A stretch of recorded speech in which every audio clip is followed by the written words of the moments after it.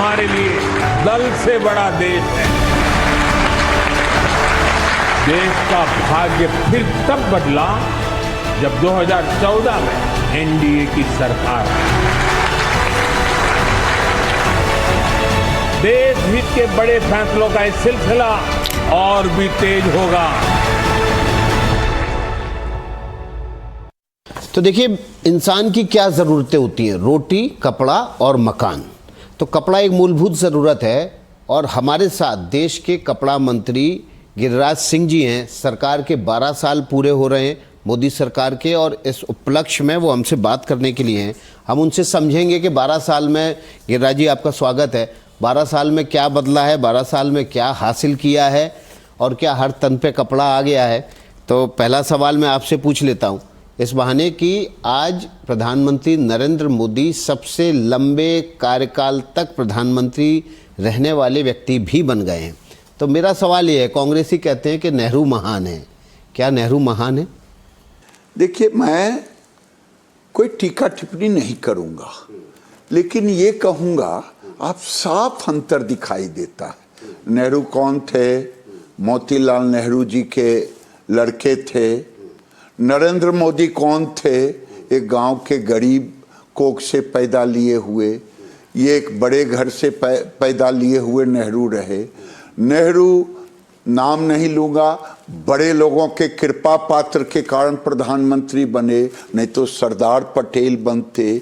और नरेंद्र मोदी 2014 में अगर प्रधानमंत्री बने, जनता ने देश में आवाज पहले उठा, इलेक्शन बाद में हुआ, चुनाव बाद में जीते, उन्होंने मुख्यमंत्री के रूप में जो अर्जित किया वो अद्भुत था। इसलिए नरेंद्र मोदी, अब मैं आपसे कहूं कि नरेंद्र मोदी को आने वाले दिन में, नरेंद्र मोदी को इतिहास के पन्नों में केवल नहीं याद किए जाएंगे, लंबे समय तक एक महामानव के रूप में, एक अवतारित पुरुष के रूप में पूजे जाएंगे। नेहरू जी का कोई कृतित्व ऐसा नहीं रहा, उनके ऊपर तो कई कलंक के दागे लगे। 40,000 वर्ग किलोमीटर जमीन छोड़ दिया, चाइना को दे दिया, यूनाइटेड नेशन में चले गए पाकिस्तान, ये कश्मीर को लेकर के, और जिप घोटाला से लेकर के कांग्रेस में घोटालों की सरकार बनी रही।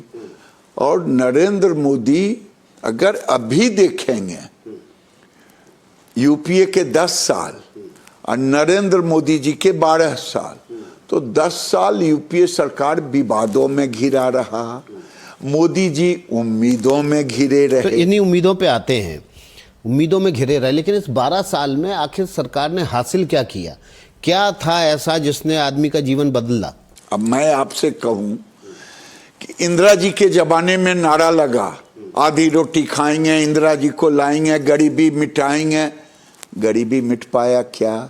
मोदी जी ने 25 करोड़ लोगों की गरीबी मिटाई। और गरीबी ऐसे नहीं मिटा, मैं पीछे विकास जी काम कर चुका हूं रूरल डेवलपमेंट में।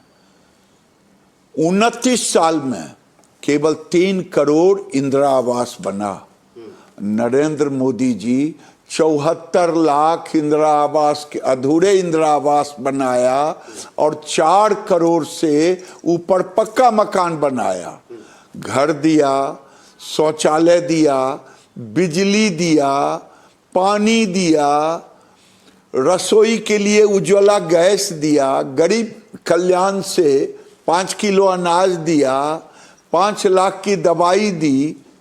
नरेंद्र मोदी ने गरीबों के लिए ही पैदा लिए हैं।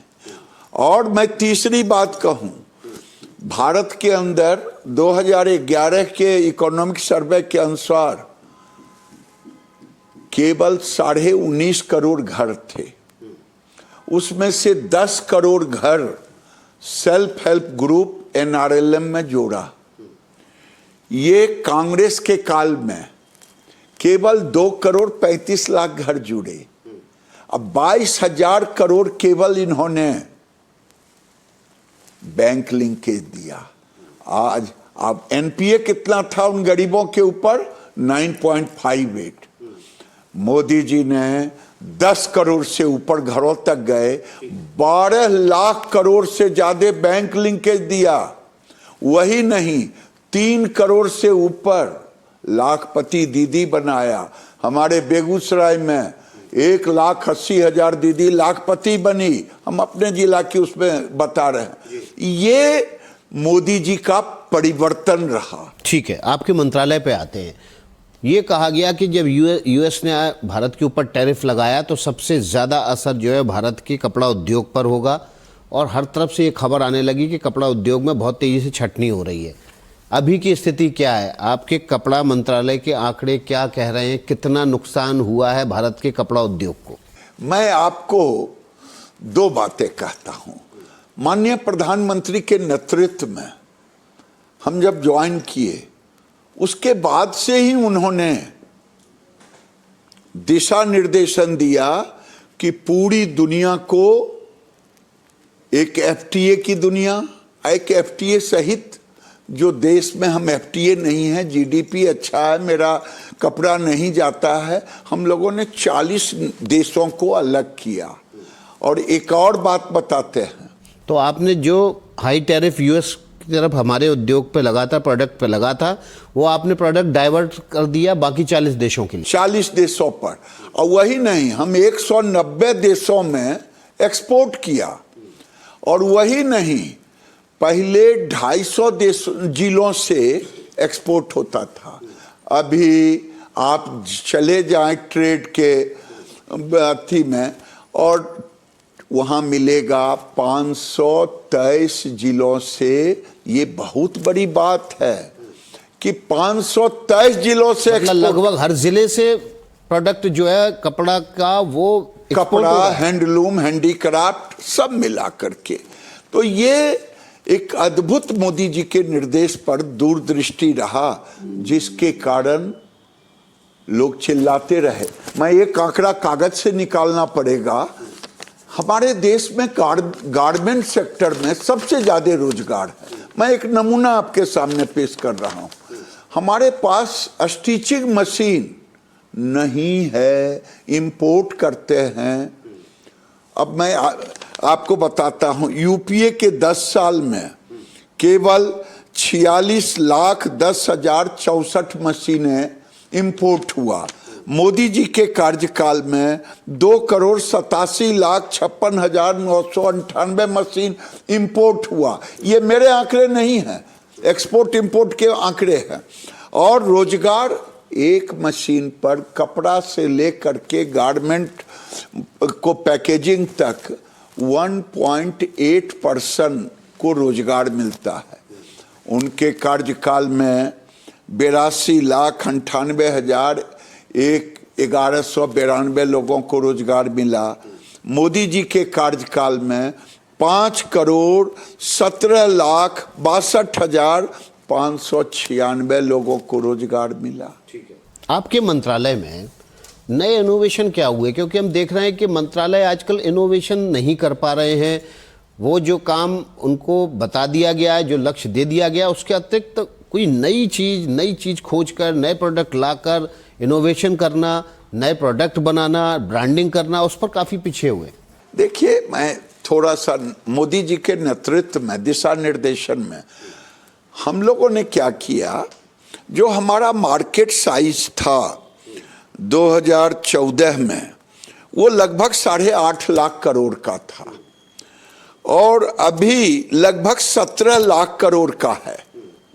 और हमने 30-31 तक 33 लाख करोड़ का रखा है। अब इसमें फाइबर चाहिए।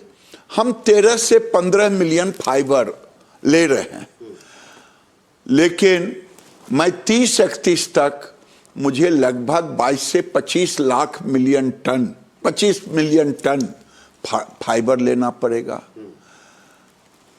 13 से 15 मिलियन टन, लाख महीने गड़बड़ का, 13 से 15 मिलियन टन, और आने वाले 30-31 तक 25 मिलियन टन तक हमें जाना पड़ेगा।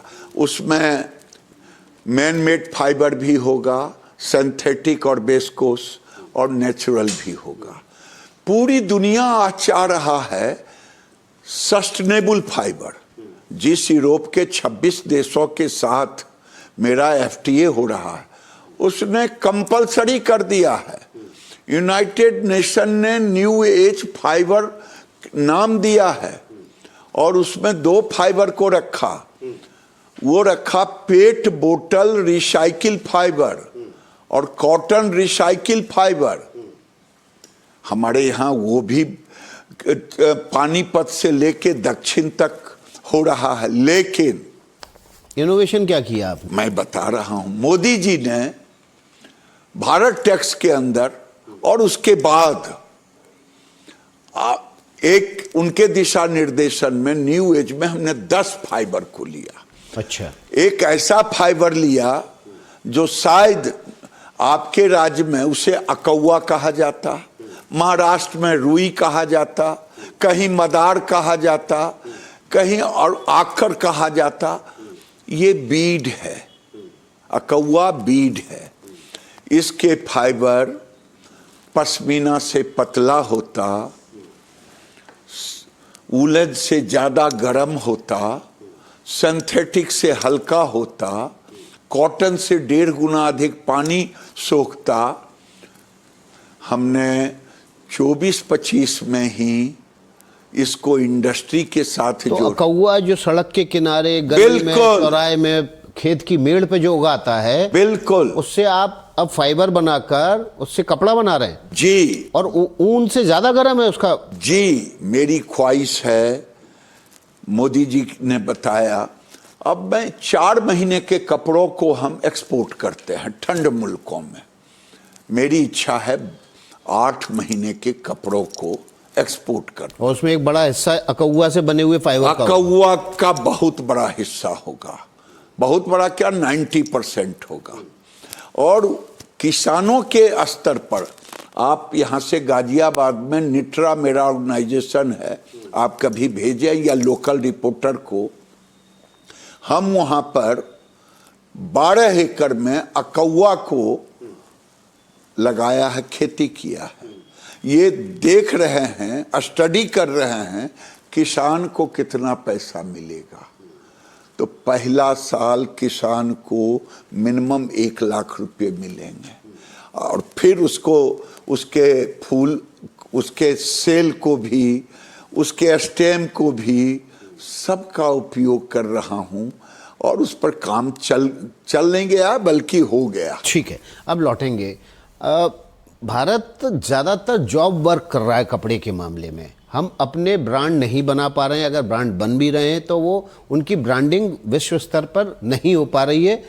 ये तस्वीर कब बदलेगी, उसके लिए मंत्रालय क्या कर रहा है? बिल्कुल आपने सही कहा।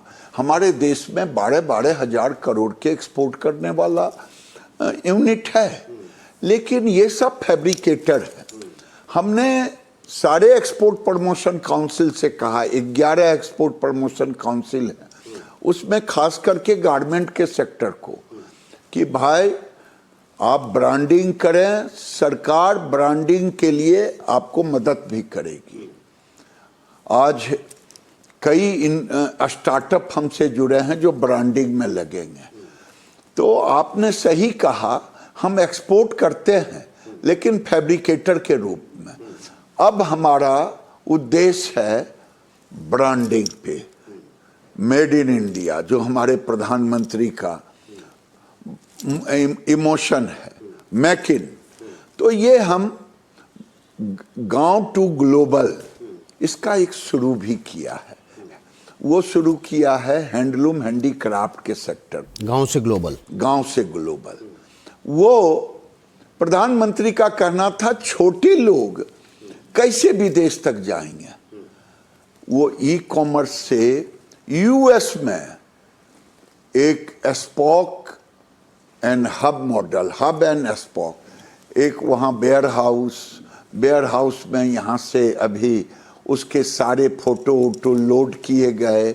100 आर्टिजन को, 50 हमने हैंडीक्राफ्ट का, 50 हैंडलूम का, और वो वहाँ पर जो लोग डिमांड करेंगे वो 2000 दुकानों से जुड़े हैं, और फिर हमें ई कॉमर्स भी होगा गांव से ग्लोबल, लेकिन ब्रांडिंग हमें सबसे ज़्यादा करना है। और केवल आपने न्यू एज फाइबर पर मैं 1 मिनट समय लूँगा।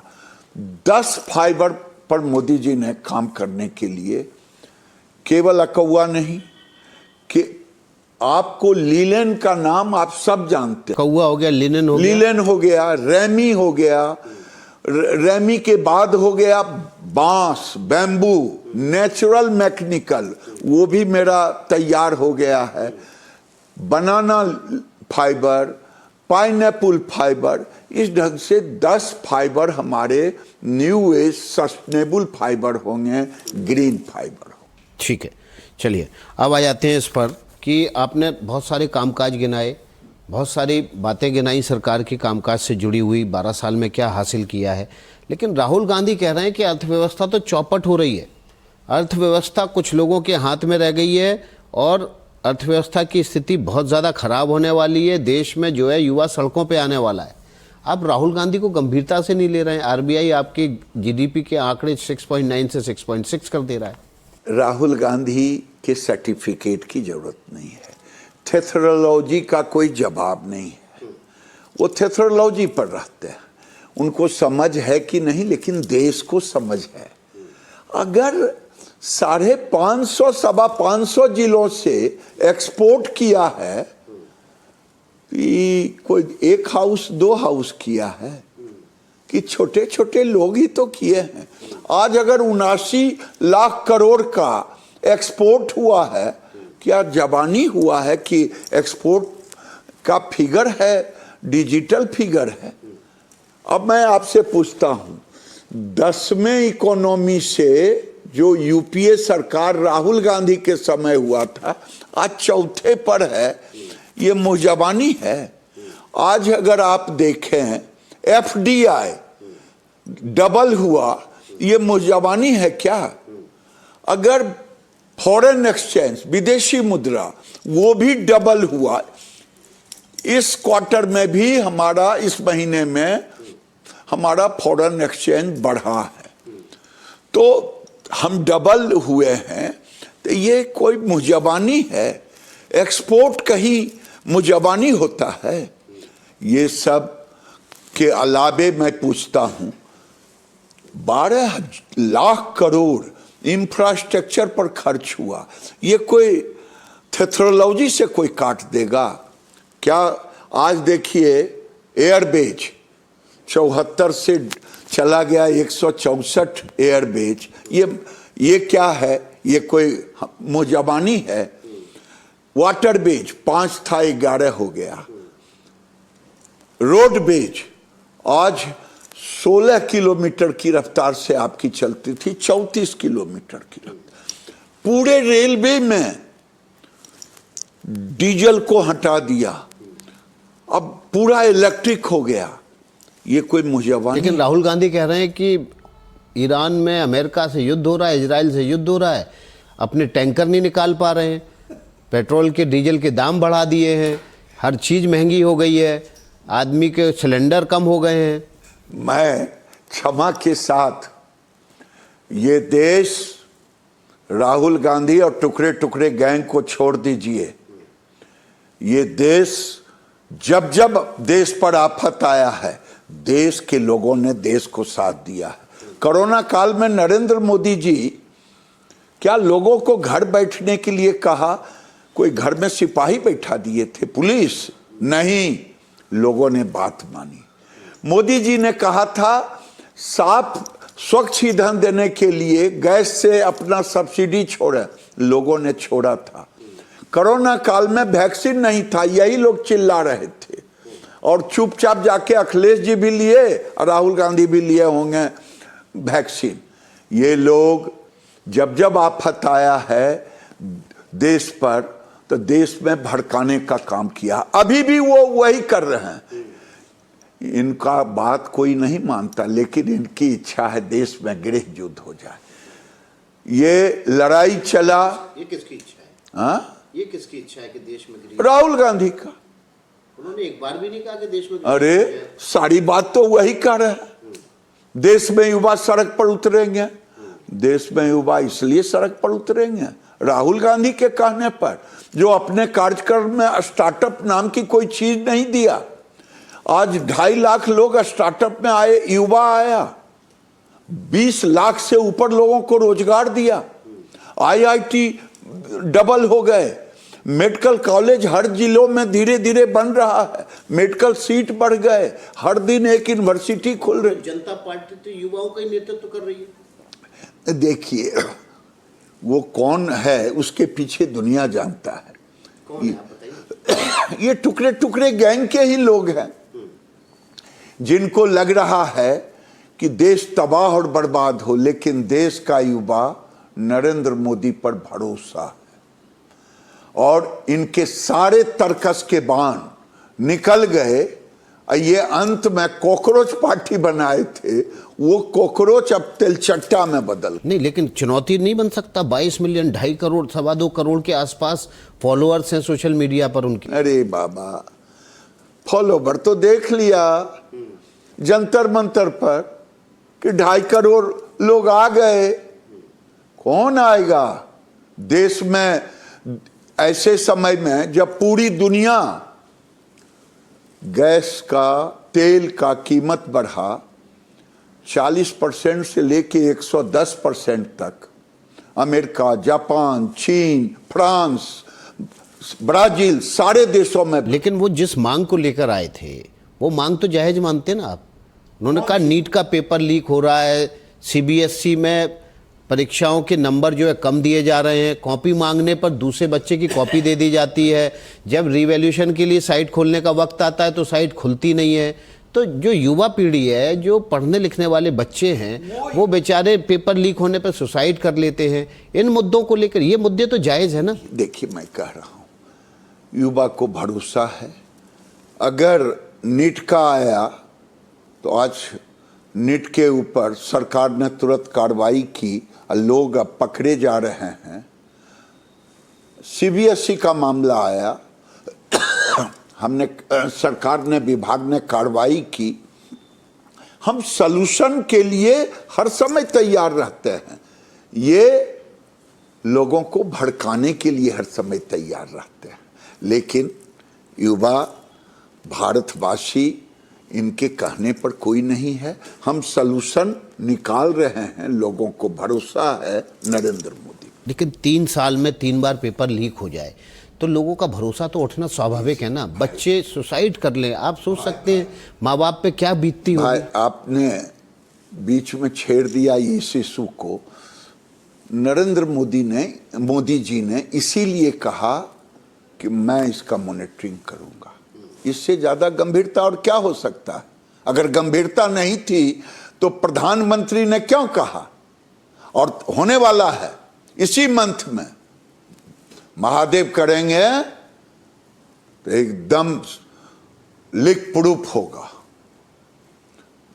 ये नीति और नियत, हम नीति भी साथ में है, नियत भी है। जिस देश का प्रधानमंत्री युवा के साथ खड़े हों, वो ये अफवाह वालों के साथ रहें। पूरे विपक्ष का एक दल कह रहा है कि नैतिक रूप से जिम्मेदारी धर्मेंद्र प्रधान को, शिक्षा मंत्री को लेनी चाहिए, पद से इस्तीफा देना चाहिए। अरे भाई, जो जिम्मेदार लोग थे उनको तो उस पद पे से हटाया गया, किन्हीं की गिरफ्तारी हुई, इसलिए किसी को शंका नहीं है।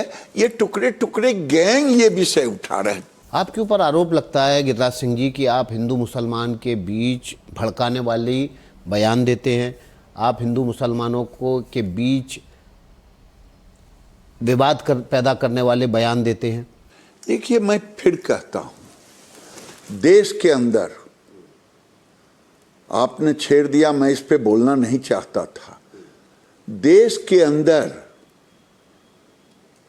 78 साल हो गए, कभी किसी हिंदू ने किसी तजिया पे कोई पत्थर फेंका? मैं इसका जवाब बरसों से मांग रहा हूं। कहीं फेंका नहीं फेंका, लेकिन क्या कारण है? जहां जहां आपकी आबादी बढ़ते गई, वहाँ वहाँ हमें सरस्वती पूजा, दुर्गा पूजा, मूर्ति के विसर्जन, हनुमान जयंती, रामनवमी, आप सावन में कामर, ये कौन लोग हैं? हमें मुसलमानों से कोई खतरा नहीं है। ये कट्टरपंथी कुछ मुल्ले हैं, वो ये काम कर रहे हैं पूरे देश में, और उनका नीयत साफ नहीं है। वो देश में शरिया कानून लाना चाहते हैं। तो हमें मुसलमानों से कोई विरोध नहीं है, हमें इन कट्टरपंथियों से विरोध है। देश खतरा मुसलमान से नहीं है, ये तथाकथित कट्टरपंथियों से खतरा। आप मदरसे क्यों बंद करवा रहे हैं? मदरसों को अपग्रेड करा दीजिए। हम तो कर ही रहे हैं, लेकिन जो सरकारी मदरसे हैं हम उनको सहायता दे रहे हैं। हम सहायता ही नहीं दे रहे हैं, बल्कि एक हाथ में कुरान, दूसरे हाथ में विज्ञान भी दे रहे हैं, टेक्नोलॉजी भी दे रहे हैं। हम तो कह रहे हैं कंप्यूटर पढ़ो, मैथ पढ़ो, जिससे नौकरी मिलेगा, इंजीनियर बनो। लेकिन ये मुल्ला कहते हैं तुम मुल्ला बनो, तुम कट्टरपंथी बनो, और अपने परिवार को नौकरी देते हैं। वैसे लोगों को अगर जेल नहीं दिया जाए तो क्या किया जाए? इसीलिए भारत का कभी हिंदू कट्टरपंथी हो ही नहीं सकता। अगर मैं कुछ बोलता हूं तो हम साफ साफ बोलते हैं, और साफ साफ बोलना कोई गुनाह नहीं है।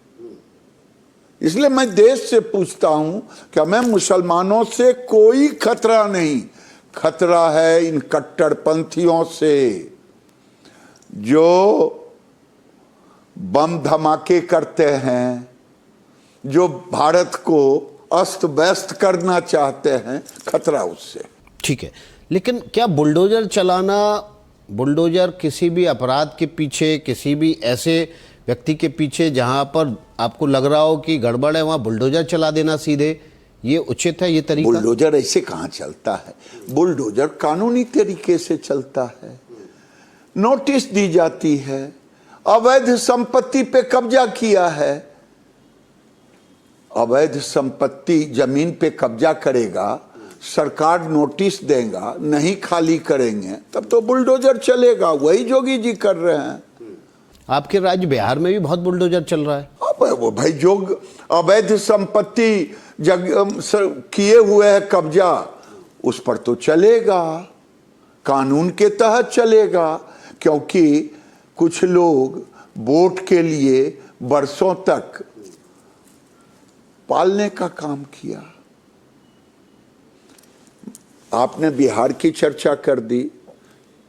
आप याद कीजिए 71 में बांग्लादेश बना, और उस समय से लेकर के 2005 तक लालू जी 15 साल रहे, उसके पहले कांग्रेस रहा। इन लोगों ने बांग्लादेशी घुसपैठियों को संरक्षण दिया। अब 2-2 पीढ़ी और 3-3 पीढ़ी हो गया।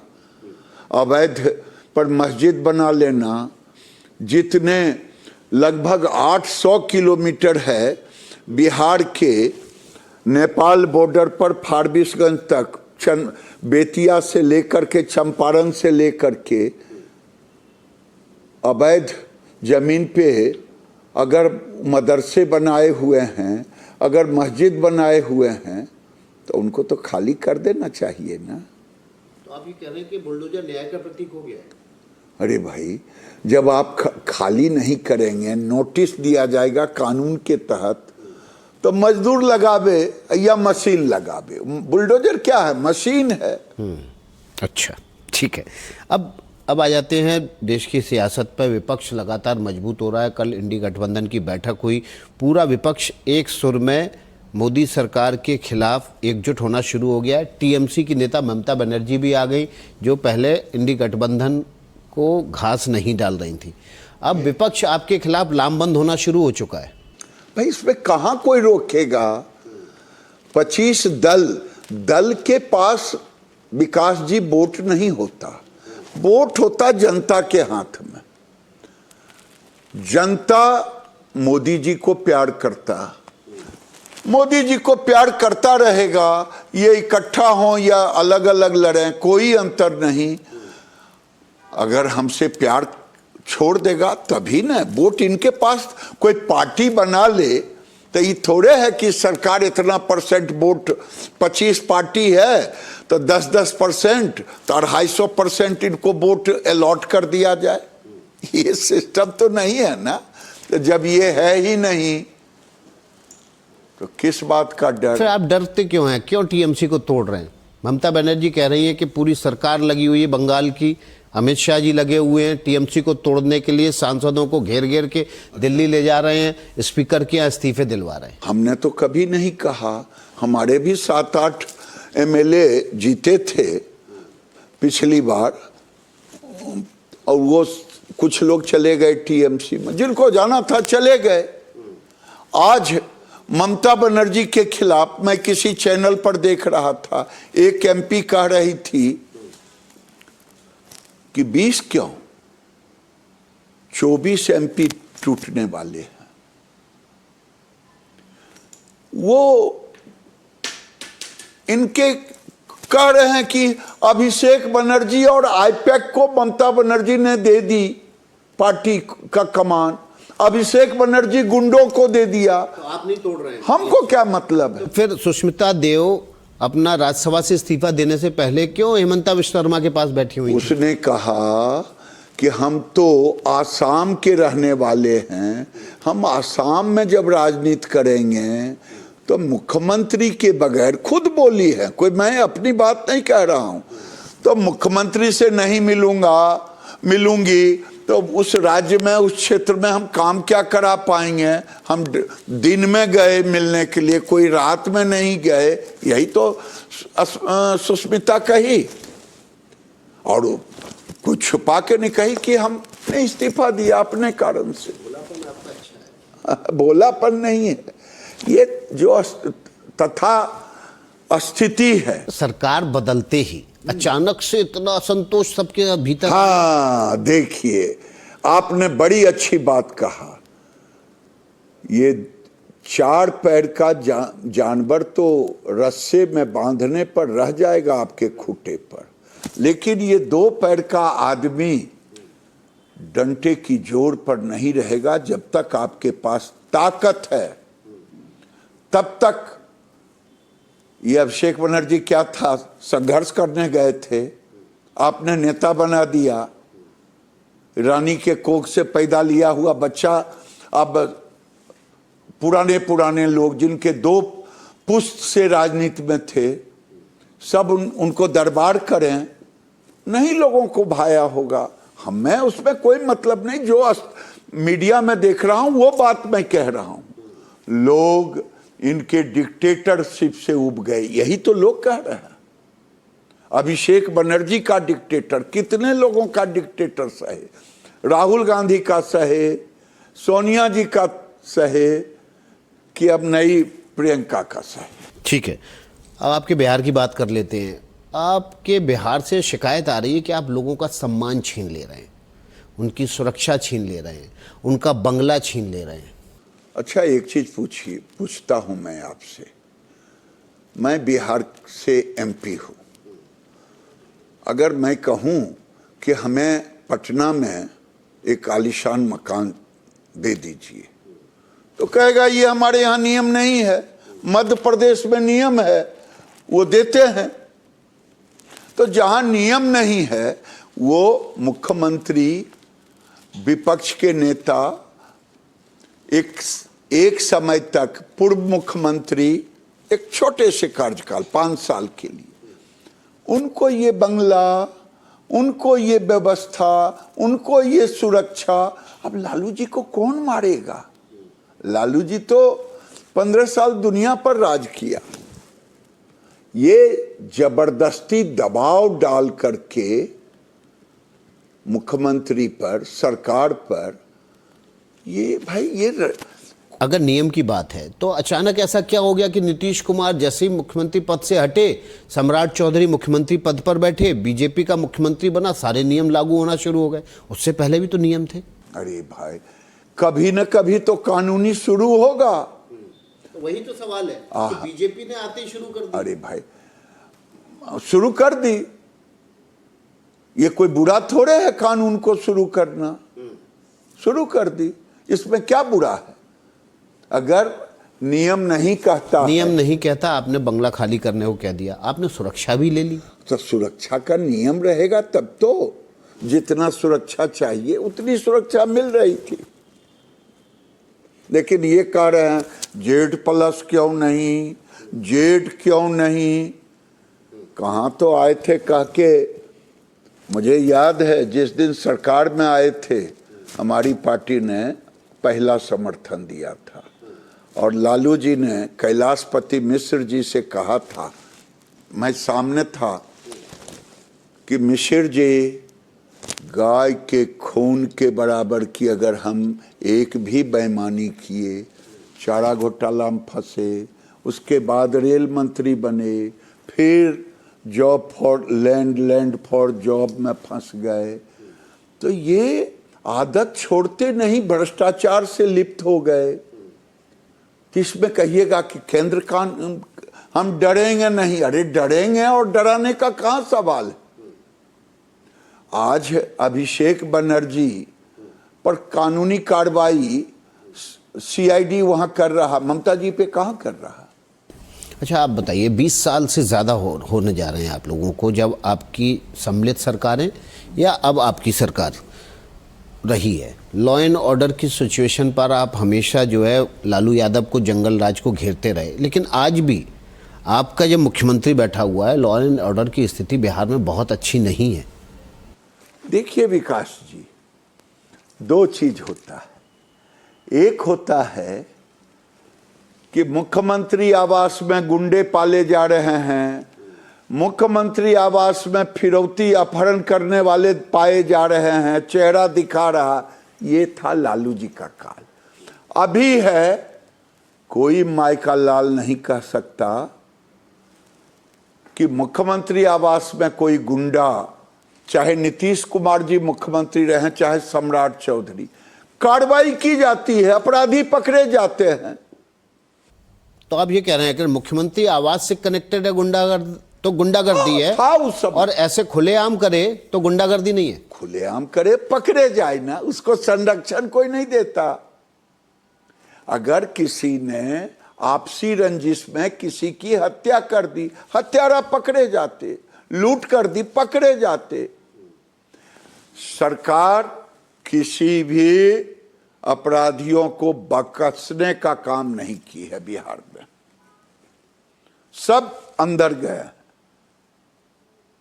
कुछ ऊपर चले गए। हाँ, जिनको जो अंदर नहीं जगह मिल सका वो ऊपर चले गए।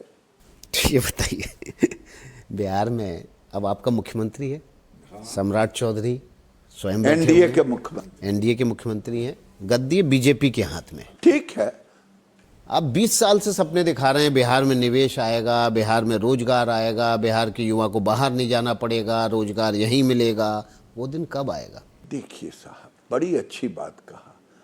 कोई भी इन्वेस्टर जाता है, इंफ्रास्ट्रक्चर देखता है, एयरपोर्ट देखता है। आज एयरपोर्ट की संख्या, ऑपरेटेड एयरपोर्ट की संख्या बढ़ गई। निवेश तो नहीं आ रहा ना। मेरी बात तो सुनिए, बिजली पहले नहीं थी, बिजली हो गई। सड़कें, मैं डंके की चोट पे कह सकता हूं, पटना को केंद्र बिंदु माने तो जहां 5 घंटे माते थे, वहां अब आज भी बिजली की समस्या ऐसी है, कई जिलों में 18 घंटे बिजली नहीं आ रही है। गुड़गांव से एक व्यक्ति अपनी बड़ी नौकरी छोड़कर, उसने बिहार में मधुबनी में रिजॉर्ट खोला, 18 घंटे से बिजली नहीं, उसने सोशल मीडिया पे कमेंट किया है। मैं एक बात कहता हूं, मैं उनको धन्यवाद देता हूं कि उन्होंने अपनी पीड़ा कहा। अगर आंधी तूफान आएगा, ट्रांसमिशन लॉस होगा, तो 18 घंटा क्या 48 घंटा भी लग जाए तो ये एक आपदा हुआ।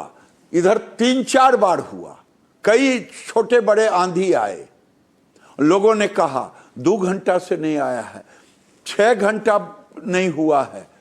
जब मैंने पूछा, कहा कि ये ट्रांसमिशन लॉस, ये तार गिर गया, उसको कर रहे हैं। तो ये जिनको पीड़ा हुई, स्वाभाविक है पीड़ा होगी, लेकिन मैं उनसे क्षमा मांग के कहता हूं कि आंधियों के कारण हुआ है, बिजली के कारण नहीं हुआ। अब पहले 700 मेगावाट था बिजली बिहार में, आज 8200 मेगावाट बिजली खपत हो रहा है। ये बिहार की स्थिति है। जर्जर तारों को बदले जा रहे हैं। कोई जिला पूरा हो गया, कोई जिला में काम हो रहा है। ये गड्ढा वाला प्रदेश था। माहौल क्रिएट करना, मैं डंके की चोट पे कहता हूं, जैसे रनवे सज धज के तैयार हो गया, गांव में सड़क, जिले में सड़क। मैं बेगूसराय की बात करता हूं कि बेगूसराय से चलता हूं, 1.5 घंटे में पहुंचता हूं पटना के गांधी मैदान सिमरिया से, और किसी जापान जर्मनी से बेहतर सड़क है।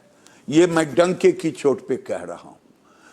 पूरे राज्य की सड़कों में गुणवत्ता युक्त आया है। तो माहौल बना है। नहीं माहौल बना तो मैं जिस डिपार्टमेंट में काम कर रहा हूं, मुजफ्फरपुर में टेक्सटाइल, गारमेंट्स, बैग बनाना, बेगूसराय में बिरला की कंपनी जा रही है, चनपटिया, तो माहौल बदल रहा है। लेकिन धीरे धीरे धीरे धीरे ये हो रहा है। हमारे यहाँ थोड़ा लैंड का प्रॉब्लम, उसके लिए भी सरकार नीतियां बना रही है। तो कल बड़ा निवेश जो है आपके मुताबिक कब आएगा, जब बिहार के लोग गर्व करें उस निवेश पर और लोगों को हजारों की तादाद में नौकरी भी मिले? अब तो डबल इंजन की सरकार है। बिल्कुल डबल इंजन की सरकार है। प्रधानमंत्री ने कहा बिहार के विकास के बगैर पूर्वांचल का विकास नहीं, और कोई समय सीमा मैं नहीं देता, लेकिन ये जरूर कहूँगा कि माहौल चेंज हो गया है। अब रनवे पर प्लेन चल रहा है, अब टेकअप करेगा। चलिए, बहुत बहुत शुक्रिया आपका। टेक ऑफ आपका अच्छा हो और उसके बाद लैंडिंग भी अच्छी हो, ताकि स्थानीय लोगों को लाभ मिले, बिहार के लोगों को लाभ मिले और देश को उसका लाभ मिले। बहुत बहुत शुक्रिया गिरिराज सिंह जी आपका।